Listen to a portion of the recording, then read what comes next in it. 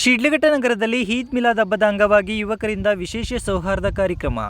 ಈದ್ ಮಿಲಾದ್ ಹಬ್ಬದ ಹಿನ್ನೆಲೆಯಲ್ಲಿ ಶಿಡ್ಲಘಟ್ಟ ನಗರದ ಕೋಟೆ ವೃತ್ತದ ಮುಸ್ಲಿಂ ಯುವಕರು ಸಾಮಾಜಿಕ ಸೌಹಾರ್ದತೆಯನ್ನು ಪ್ರತಿಬಿಂಬಿಸುವ ಹಲವು ವಿಶೇಷ ಕಾರ್ಯಕ್ರಮಗಳನ್ನು ಆಯೋಜಿಸಿದ್ದರು.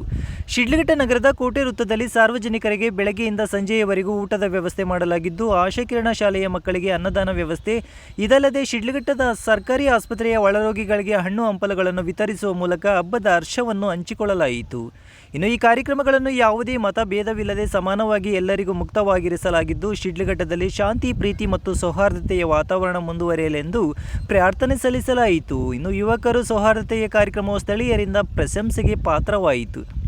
ಇನ್ನು ನಗರಸಭೆ ಉಪಾಧ್ಯಕ್ಷ ರೂಪಾ ನವೀನ್ ಮಾತನಾಡಿ, ಶಿಡ್ಲಘಟ್ಟ ನಗರವು ಯಾವಾಗಲೂ ಶಾಂತಿ, ಸೌಹಾರ್ದ ಹಾಗೂ ಸಹಬಾಳ್ವೆಯ ಕೇಂದ್ರವಾಗಿರಬೇಕು ಎಂಬುದು ನಮ್ಮ ಆಶಯ. ಇಂದಿನ ಈದ್ ಮಿಲಾದ್ ಹಬ್ಬದ ಸಂದರ್ಭದಲ್ಲಿ ಯುವಕರ ಕೈಗೊಂಡ ಸಮಾಜಮುಖಿ ಕಾರ್ಯಕ್ರಮಗಳು ನಮ್ಮೆಲ್ಲರಿಗೂ ಮಾದರಿಯಾಗಿವೆ. ಹಬ್ಬವನ್ನು ಧರ್ಮ, ಜಾತಿ ಭೇದವಿಲ್ಲದೆ ಎಲ್ಲರೊಂದಿಗೆ ಹಂಚಿಕೊಳ್ಳುವುದು ನಿಜವಾದ ಮಾನವೀಯತೆ.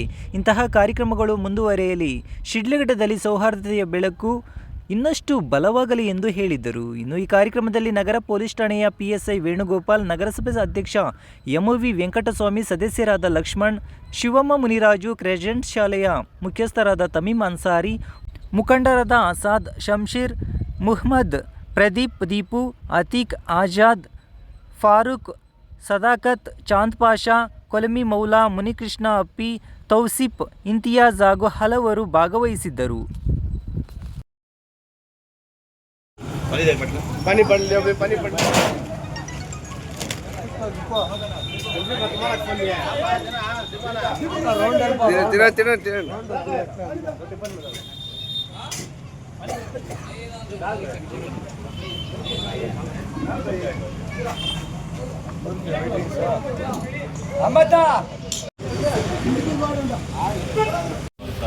ದಿನ ಎಲ್ಲ ಮುಖಂಡರು ಸೇರಿ ಸಾರ್ವಜನಿಕ ಹಾಸ್ಪಿಟಲಲ್ಲಿ ಹಣ್ಣು ಹಂಪಲ ವಿತರಣೆ ಕಾರ್ಯಕ್ರಮ ಹಾಗೂ ಹಣ್ಣು ಮಕ್ಕಳಿಗೆ ಹಣ್ಣು ಹಂಪಲ ವಿತರಣೆ ಕಾರ್ಯಕ್ರಮ ನಡೆಸಿ ಎಲ್ಲರಿಗೂ ಶುಭಾಶಯ ಕೊಡ್ತಾ ಇದ್ದೀವಿ.